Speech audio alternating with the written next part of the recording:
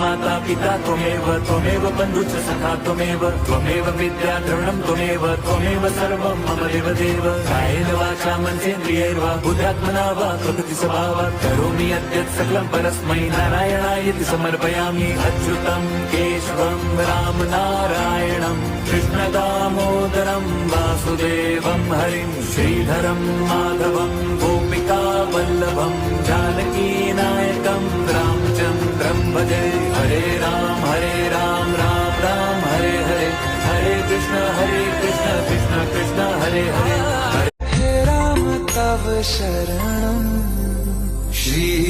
श्रीरामचन्द्र कृपालु भज मन हरन भव भय दारुणं नवकञ्ज लोचन कञ्ज मुख कर कञ्ज पद कञ्जारुणम्